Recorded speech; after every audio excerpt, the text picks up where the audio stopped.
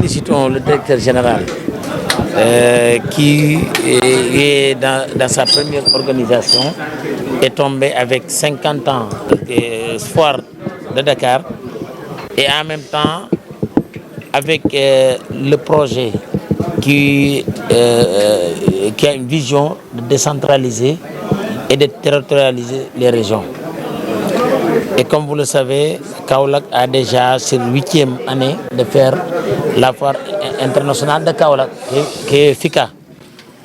Et donc, l'appel du DG, nous disons oui pour l'ensemble des chambres, parce que le Sénégal, sur des produits ou bien des thèmes.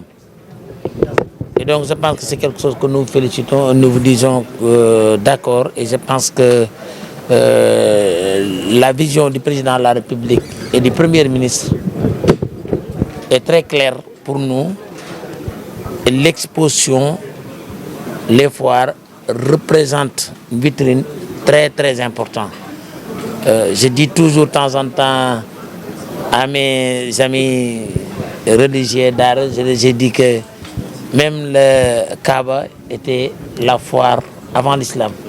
C'est là-bas tout le monde se regroupait pour vendre, pour exposer leurs produits et leur savoir. Parce que la foire, ce n'est pas uniquement la vente, mais c'est la découverte, c'est le savoir et des rencontres. Donc en tout cas, félicitations. Et nous allons nous tous engagés, Inch'Allah. Voilà. Donc, li may wax rek mooy dañu am mbégte ci directeur général mu invité ñu mu tombeek muy première édition bi mu organisé tombe tamit muy 50 ans xam ngeen foire dafa nekk lu am solo ci wone vitrine réew du uniquement jënd beeg jaay bi li ci ëpp solo rek mooy wone xarañte gi ak xam-xam bi ak fi nga xam ne nii ñëpp dañ fay daje loolu nag day ànd ak gis-gis bi nga xam ne nii président de la république Bachir Diomaye Diakhar Faye ak président Ousmane Sonko moom lañ am pour pour tas économie bi parce que dañuy wax foire de Dakar voire foire nationale la je pense que moom tamit mën na ñëw gën ñoo jàppale ñun li ñuy def Kaolack jàppale ñu bu baax fexe tamit ci région bu nekk ci Sénégal weer wu ne mu am foire boo xam ne nii dana gën a génne xarala yi parce que li olof di wax naan looy jaay jarul dangaa daje wut ak nu ñu koy waxee ku koy c'est-à-dire lu waay di jaay mu lamb dangaa daje wut ak ka ko soxla te moom foire moom su fekkee ñay jaay ñëpp dem nañ fa ñay jënd ñëpp ña nga fa jaay nag comme ni ma ko waxee du uniquement jaay produit mais jaay xam-xam mi ngi ci daje ay rencontre échanger ay process et loolu mi ngi ci bu baax a baax ndax déjà gis ngeen waa presse bi macha allah xam naa ne foire bi da ngeen ñaan mu yàgg. su bëree su fekkoon tout le temps foire yi dana di am ci région yi information économique dana gën a bëri te loolu yaakaar naa mooy li mën a yóbbu Sénégal ci kanam parce que politique jeex na dañoo war a concentré wu ci économie bi parce que boo fexe ba nga xamee nit ñi danañ gën a xam luy li xew ci àdduna bi ci économie. jërëjëf DG voilà en tout cas ci sama tour ak l'ensemble des chambres de commerce ñi ngi sa gannaaw pour fexe ba li nga bëgg mu tas ci Sénégal yëpp jërëjëf. Merci madame, comme vous l'avez dit, je me nomme Justin Correa, je suis le directeur général du CICES. Donc je tiens déjà dans un premier temps à remercier la presse ici présente depuis 15 heures. Comme je viens de le dire tantôt, on est certes fatigué, mais nos cœurs sont contents. Content parce que vous avez été là pour nous accompagner, content parce que notre ministre de tutelle était là également pour nous accompagner. Oui, on a reçu ce jour, à l'occasion de l'ouverture de la 32e édition, le ministre de la Guinée, ministre de l'Industrie et du Commerce de la Guinée. On a reçu également l'ambassadeur du Rwanda ici au Sénégal. Ce sont les deux pays invités d'honneur. Pour répondre à votre question, qu'est-ce que je veux dire aux Sénégalais? J'ai juste envie de leur dire, venez découvrir ce qui se fait de mieux en Guinée, venez découvrir ce qui se fait de mieux au Rwanda, ici au Sénégal. Nous qui avons fait le tour des stands, nous avons été séduits, agréablement surpris. Cela dit, on est en train de parcourir des kilomètres pour chercher des choses qui sont juste à côté. Cela invite aussi à cette politique d'intégration africaine, à cette coopération sud-sud qu'il faut développer davantage. Mes sentiments, je vais les dire, ce sont des sentiments de satisfaction. Satisfaction parce que je n'étais pas seul. Je suis là entouré des présidents de chambre de commerce, de Kaolack, de Fatick, avec qui nous avons des projets en commun, il vient de le dire. Parce que au-delà de cette foire-ci, où nous marquons les 50 ans, la 32e édition, il nous revient, après avoir fait le bilan, les diagnostics, de se projeter vers les 50 prochaines années. Et les études que nous avons faites nous mènent à dire qu'il nous faut, rien que pour ceci, une infrastructure toute neuve. Vous avez entendu le ministre le dire tout à l'heure. L'infrastructure a fait son temps. N'empêche, il continue toujours d'accueillir du monde. Mais il faudrait qu'on rénove cette infrastructure, qu'on fasse une infrastructure toute neuve, digne des infrastructures d'ailleurs, pour accueillir les plus grands salons, les plus grands séminaires, les plus grandes conférences.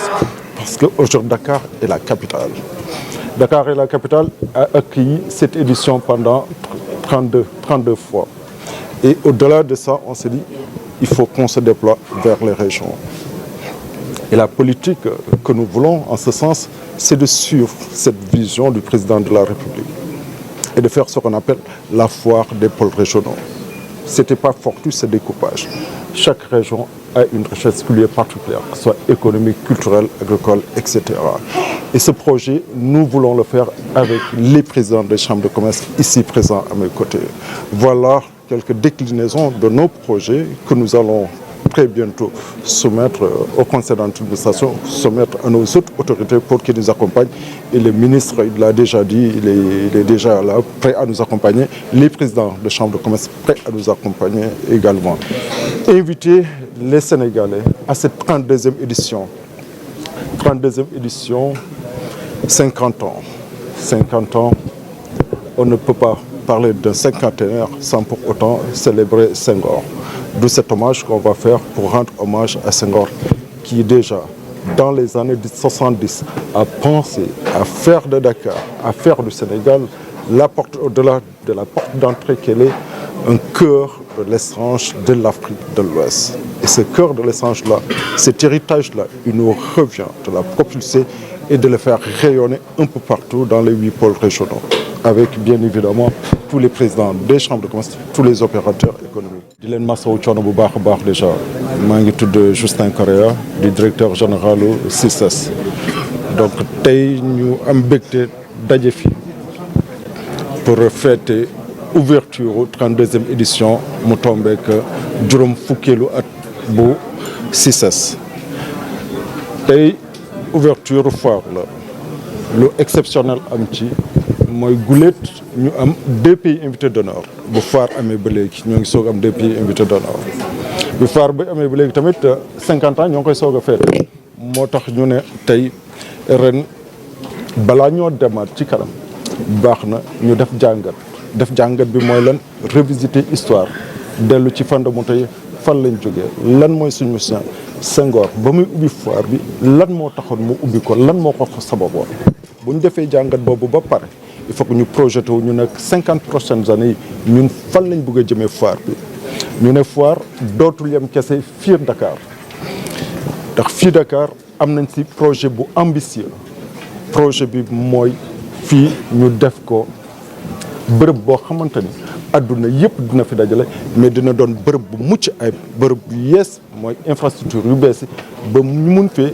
accueillir salon yi gën a mag ci adduna bi salon yu pointu ci domaine minier ci domaine pétrole ci domaine gaz mais dañoo ne du ñu yem rek Dakar parce que nouvel référentiel bi moo ngi wax les pôles régionaux bu ñu nee pôles régionaux rek pôle bu ci nekk daa am richesse am particulière moo tax ñu dañ ci ànd ak président chambre de commerce yi ma leen ciy gërëm di leen sant maam Serigne Bopp nekk fi sama wet ak président Bopp nekk fi ñu am fas yéene ni foire yi dañ koy sos am na daa ba pare mais dañ ci ànd ak ñoom liggéey ci pôles régionaux yi pour fësal lépp li ñuy defee fii Sénégal ndax loolu mooy richesse tey seeti nañ stand Rwanda seeti nañ stand Guinée bi ma demee dama am mbégte ma gis ni Afrique moo ngi dellu siwaat ci boppam ñoo ngi jóg di jéggaani ca bitim réew loo xamante ni moo ngi fii suñu wet tey donc lii foire yi ñuy def mooy wane richesse su gox boobu tey bu ñu demoon Kaolack def ko fa ni ko Serigne Mboup di defee ànd ceeg ñëpp woo ci àdduna kon àdduna dinañ xam lan moo am Kaolack ñu jóge foofu dem Kédougou dem feneen dem am feneen donc c'est parti pour que foire ñu décentraliser ko délocaliser carrément ànd ceeg président chambre de commerce chaque 2 ans lañ ko daan def ñu jékki di ko def at ba at mais fi mu nekk yaakaar naa ni président bopp il faut que ñu ñëwaat ci mode biennal bi. C'est ça. daf ñuy permettre yeneen at yi ñu mën a dem ci yeneen gox yi développé ko ñoo ngi koy expérimenté nag ak Saly Expo ñoo ngi ko duppoon Saly Expo waroon koo def en 2024 bi nii mais calendrier électoral bi tax na ba mujj ñu koo def ñu nag commune Saly donc bu soobee yàlla en 2025 bii ñuy dugg si nii dinañ def Saly Expo dem foofu ci gox yooyu ak gox yi ko wër yëpp wone xat kanamu Saly ak dëkk Mbour xool li fa am comme richesse ñu woon ko adduna bi yëpp donc daal c'est parti pour les futurs projets ñu génne foire yóbbu ko ci région yi wone richesse su Sénégal. Merci beaucoup. di leen gërëm di leen sant ngeen baal ma gërëm tamit sant suñu personnel bi yëpp parce que depuis lancement ba léegi kenn la woon sama taxawaay bu nga moon soo xam ne sonn na mais gërëm naa sant naa bu baax personnel bi jërë ngeen jëf.